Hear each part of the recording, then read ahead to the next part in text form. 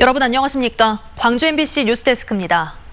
사회적 거리 두기 3단계에 준하는 행정명령에도 불구하고 광주의 코로나19 확진자는 꾸준히 증가하고 있습니다.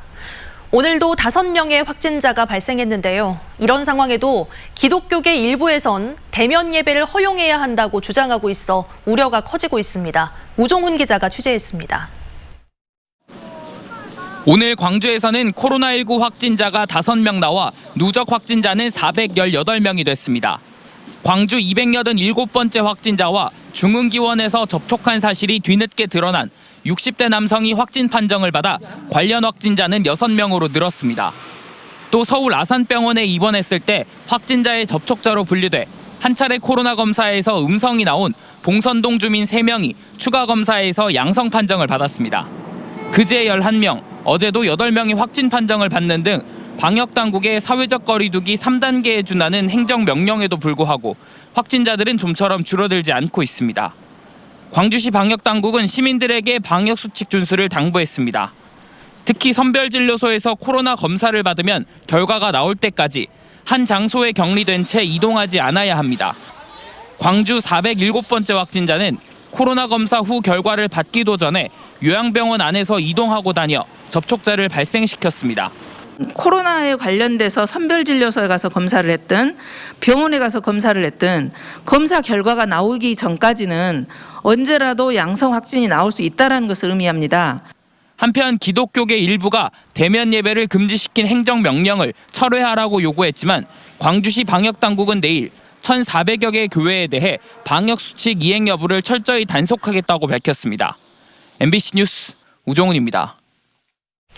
5.18 유공자들은 부상 후유증과 생활고에 시달리며 어려운 삶을 사는 경우가 많습니다. 민주화를 위해 헌신하고 계엄군에 맞서다 망가진 이들의 삶이지만 적절한 보상이 이루어지고 있지 않은 탓입니다. 보도에 남궁욱 기자입니다. 5.18 당시 부상당한 시민군을 병원으로 이송하는 일을 도왔던 김태수 씨.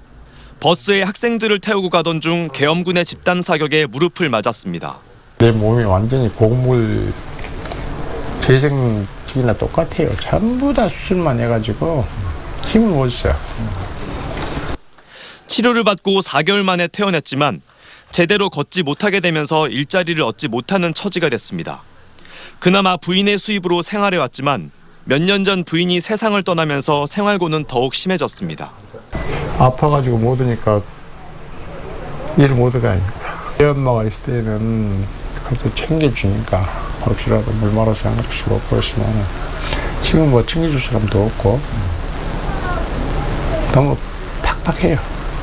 민주화를 위해 헌신한 5.18 유공자이지만 적절한 보상을 받지 못하면서 어려운 삶을 사는 이들이 적지 않습니다.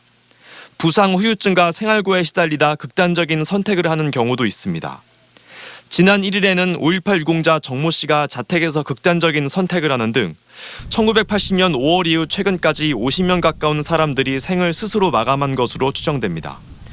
5월 단체는 90년 이후 받은 일시 보상금만으로는 5.18 유공자들이 삶을 유지하기 어렵다며 지금이라도 적절한 보상 체계가 마련돼야 한다고 말합니다. 계속 술과 그 몸도 아프대 약에다가 이것을 충분히 보장 안 되더라도 그러면 그 사람들이 좀 살 수 있는 그런 방법을 좀 해줘야 할 것인데. 최근 더불어민주당 이용빈 의원이 5.18 유공자들에게 연금 형태로 보훈 지원금을 지급하는 법률 개정안을 발의한 것도 이런 이유에서입니다. 절반 이상의 의석을 보유한 민주당이 40년 만에 5.18 유공자들의 삶에 희망을 줄 법률을 통과시킬지 관심이 쏠리고 있습니다. MBC 뉴스 남궁욱입니다. 광주시 방역당국이 역학조사를 방해한 확진자들을 고발하는 한편 구상권 청구까지 검토하고 있습니다.